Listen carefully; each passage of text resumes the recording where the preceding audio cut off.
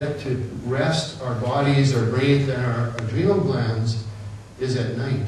So teaching children how to, you can see some of them are falling asleep. I leave them out there for half an hour sometimes just to test them. But we teach them how to breathe. How to breathe when they come into the martial arts school. How to breathe when they leave. How to breathe when they become angry. How to breathe when they become overexcited. So it's, and when you do that, you start to appreciate each activity that you're involved in, and it doesn't kind of move together so much. And it's been proven scientifically that breathing, a 10 count of breathing, 10 deep breaths, changes the chemicals in the brain. Benefits to children. It improves or maintains strength, balance, and flexibility. And I say flexibility is really important because I don't know many adults that are flexible. And I think learning at a young age how to stretch is really important, and making it a habit because when you get older, of course, they're not going to be all crimped up and making it hard to walk. Our belt system teaches children how to set goals. Basically, when you're in school, you have a report card. You wait, the report card says, oh, you did good. And so oh man, that was great. In martial arts, they work on a belt. So everyone knows that, all you gotta do is come to class twice a week, do a little bit of practice at home, and then after a certain period of time, 3 months, 6 months, whatever the martial arts school has decided, you can test for a new belt. Okay? And if you don't think that doesn't motivate a child to develop good work ethics, I got to tell you, you got to try it, because it does. And it creates, not only does it help them teach them goals, how to set goals for martial arts, but it teaches them how to set goals for life. Focus drills help kids to improve their marks in school, and what I can tell you is that I have students that have gone from average marks, which we call C's, to straight A's in 6 months. Just because we taught them a little framework on how to look at things, how to focus. When you find yourself falling asleep listening to my presentation right now, I can give you a little framework that picks you up right away. Self-defense skills help children feel more confident about their own abilities, and I can't tell you enough about this because in the United States alone, over 200,000 children stay home from school every day because of bullying. They develop flu-like symptoms, their parents think they're sick, but in reality it has nothing to do with illness, it has to do with the type of environment that they're living in. So teaching self-defense skills, children learn that they have a choice, that they can look after themselves, that they can protect things, and very, very important. Emotional control exercises help kids to learn how to control anger and fear. How many of us here, when we were kids, learned how to control our anger? And if you did, put up your hand. I'd like to. How many? Okay, so all the kids in my program, they know, that our bodies are like a thermostat, and or like a, thermometer. And if you put that thermometer in boiling water, it goes to the top, and if you leave it in, it blows up. Okay, but if you take it out and you put it into an ice cube, it goes down. Okay? So we teach them how and when to put their own cool down into action, and it really works. Okay? And that works with fear, it works with overexcitement. So emotional control, very important. Martial arts produces happier, healthier kids. And that's all I can really say, is those are just a few of the benefits there. Again, this is my favorite testimonial ever. Okay, this is from a 12-year-old boy who came to my school wanted to kill himself. Okay? And here's what he wrote. Ever since I can remember, my teachers have been on my case to concentrate.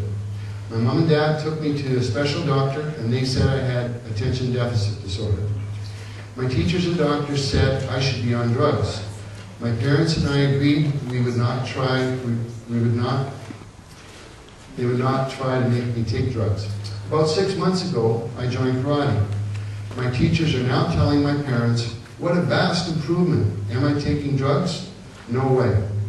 My mom is so happy she does not have to constantly remind me of my homework. I do it without being reminded. And best of all, the interim report card I received has satisfactories and goods on it. I feel really proud that karate has helped me learn to focus better. And then P.S. My mom says the cost of the program is far less per month than any drug, and both she and my dad are very proud of my determination to succeed. So this is, this was written to me without being asked, but like I say, it's one that I just love sharing with people. Okay, so this is a typical Western martial arts school. Basically, these people are practicing a form. If you want to think of it, it's like a dance. Some people could refer to it as Tai Chi. Tai Chi has 108 movements in it. In my martial arts school, I teach 22 different forms, anywhere from 30 movements to 84 movements, but it's all basically the same. It's a group of people doing something together. They could be 3 years old, they could be 9 years old, but it's quite enjoyable when you're doing it. Benefits to adults and teens. Provides a physical activity that improves or maintains strength, balance, and flexibility. A non-religious environment supporting good social and moral values, okay? And I can tell you that in my martial arts school, I have Christians, I have Muslims, I have Jehovah's Witnesses, and I have atheists, and we all are able to work together with the same type of values that all of them already share. So for people that don't have anything, it's a good place to come and feel safe. Self-defense skills teach people how to be fair and assertive, give the appropriate response. And I have my friend Freddie here. If Freddie were to push me and I was to hit him in the mouth, then that would be wrong, right? But what we teach people to do with self-defense is how to deal not only with that situation, but any type of conflict. Any type of conflict.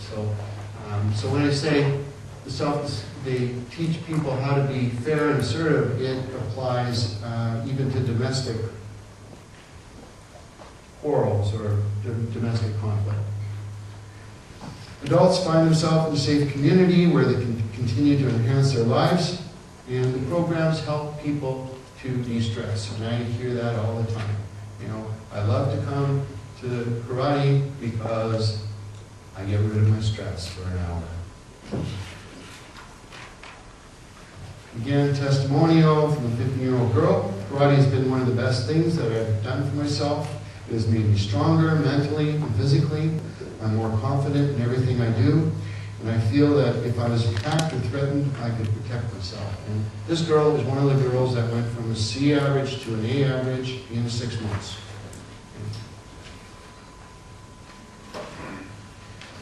And this is a group of citizens practicing Tai Chi in PART2 in China.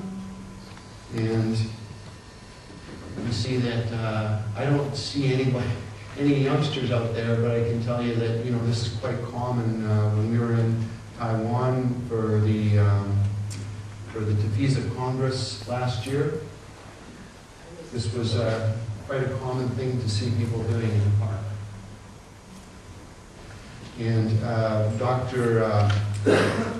Wong, I was talking to Dr. Wong, and he said he went up to one of the people in the park once, and he said, why do you practice Tai Chi?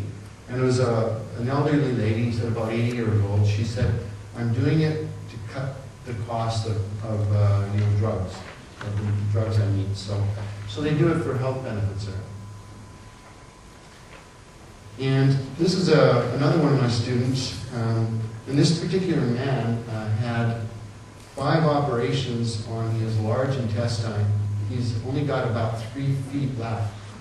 And ever since he started with me about 5 years ago, he's escaped surgery. And this is his testimonial. I've gone from a person with a debilitating disease to an aspiring athlete, keeping pace with my son.